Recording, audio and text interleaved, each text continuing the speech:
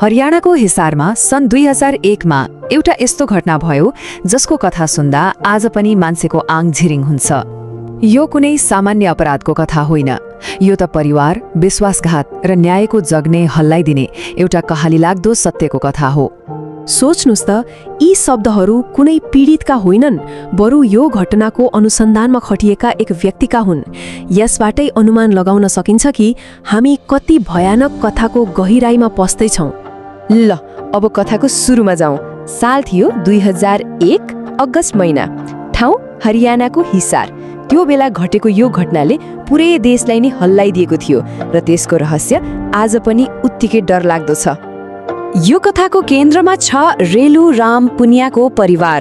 उनी एक शक्तिशाली र निकै धनी पूर्व विधायक थिए। उनीहरूको रवाफ र प्रतिष्ठाको चर्चा जताततै थियो र उनीहरूको त्यो भव्य महलले त्यो कुरालाई अझै प्रस्ट्याउँथ्यो। पुनिया परिवार साँच्चै ठुलो थियो।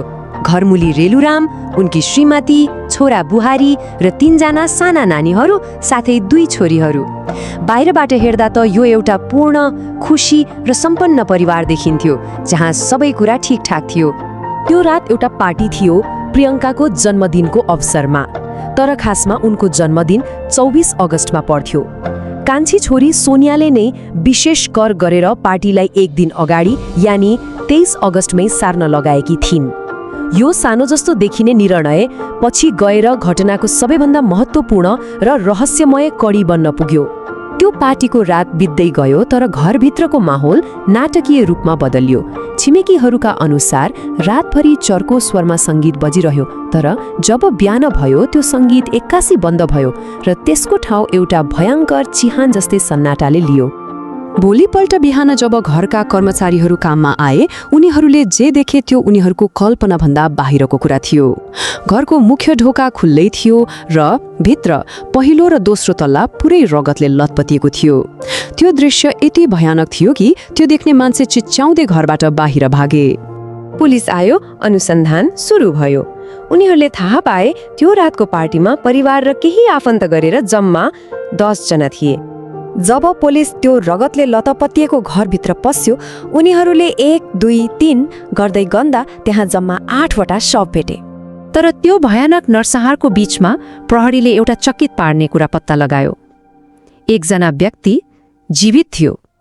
त्यो व्यक्ति अरू कोही नभएर रेलु रामकी कान्छी छोरी सोनिया थिइन्। अब सम्पूर्ण अनुसन्धानको केन्द्रबिन्दु बनिन् एकमात्र जीवित साक्षी सोनिया। जब उनलाई सोधपुछ गरियो, उनले एउटा अस्पष्ट बयान दिइन्। कसैले मलाई पछाडिबाट टाउकोमा हिर्कायो र म बेहोस भएँ। त्यसपछि के भयो मलाई केही पनि थाहा छैन। प्रहरीले हरेक कोणबाट अनुसन्धानलाई अघि बढायो। के यो राजनीतिक दुश्मनी थियो वा कुनै ठूलो गिरोहले गरेको लुटपाट? कतै सम्पत्ति विवाद त थिएन? सबै सम्भावनाहरू खोज्यो, तर कुनै पनि सिद्धान्तले यो भयानक हत्याकाण्डको रहस्य खोल्न सकेन। अनुसन्धान एक किसिमले बन्द गल्लीमा पुगे जस्तो भयो। अनुसन्धान लगभग बन्द हुने अवस्थामा पुगेको थियो, तर त्यही बेला फरेन्सिक टोलीले घरको खानतलासी गर्दा एउटा यस्तो कुरा फेला पार्यो जसले अनुसन्धानको दिशा नै पुरै मोडिदियो। त्यो थियो सोनियाको व्यक्तिगत डायरी। यो प्रश्नले सबैको मनमा डेरा जमाएको थियो। आखिर को थियो त्यो राक्षस जसले 3 निर्दोष बालबालिका सहित एउटा हँसिलो परिवारलाई यति क्रूरतापूर्वक तहस-नहस बनायो? र त्यो प्रश्नको जवाफ सोनियाकै शब्दहरूमा उनको डायरीभित्र लुकेको थियो। श्रीमानलाई लेखिएको पत्रमा भनिएको थियो, म आफ्नो परिवारलाई यति धेरै घृणा गर्छु, म कसैलाई पनि जीवित छोड्ने छैन। यी शब्दहरूले एकमात्र जीवित बचेकी छोरीको असली अनुहारलाई उदाङ्गो बनाइदियो। हत्यारा बाहिरबाट आएको थिएन, हत्यारा घरभित्रै थियो।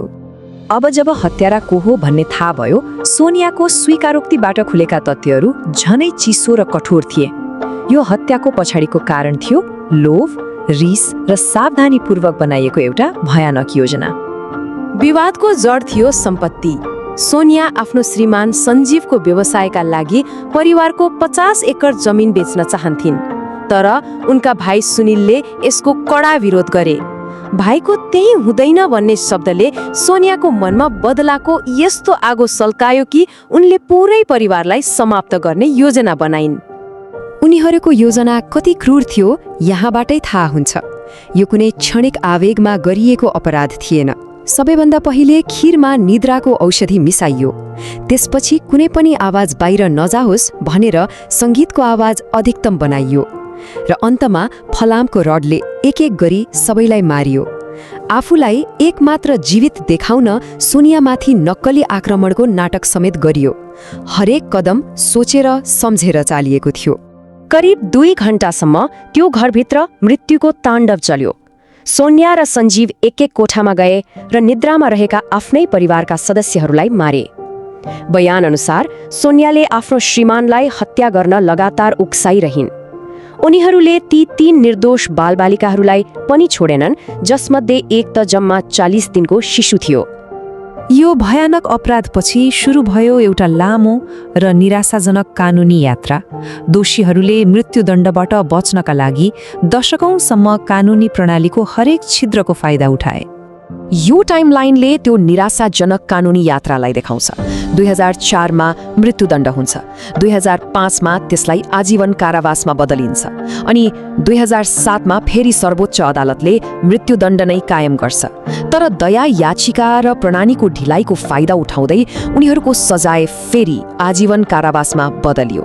र सबैभन्दा आश्चर्यजनक र विचलित पार्ने कुरा, आफ्नै परिवारका 8 सदस्यको क्रूर हत्या गर्ने यी 2 दोषी आज जमानतमा स्वतन्त्र घुमिरहेका छन्।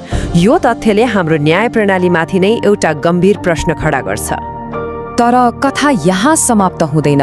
यसमा एउटा अन्तिम र सबैभन्दा विचलित पार्ने कानुनी मोड छ। हिन्दू उत्तराधिकार ऐन अनुसार सोनियाको छोरा, जो हत्याको समयमा सानै थियो, आफ्नो हजुरबुवा रेलुराम पुनियाको अर्बौंको सम्पत्तिको एकमात्र कानुनी उत्तराधिकारी हो। यसले हामीलाई एउटा गहिरो र असहज प्रश्नमा छोडिदिन्छ। जुन सम्पत्तिका लागि 8 जनाको हत्या भयो, यदि त्यो सम्पत्ति अन्ततः हत्याराकै सन्तानको हातमा पुग्छ भने हाम्रो न्याय प्रणालीले समाजलाई कस्तो सन्देश दिइरहेको छ? यो एउटा यस्तो प्रश्न हो जसको जवाब सायद कानुनका किताबहरूमा होइन, हाम्रो आफ्नै विवेकमा खोज्नुपर्छ।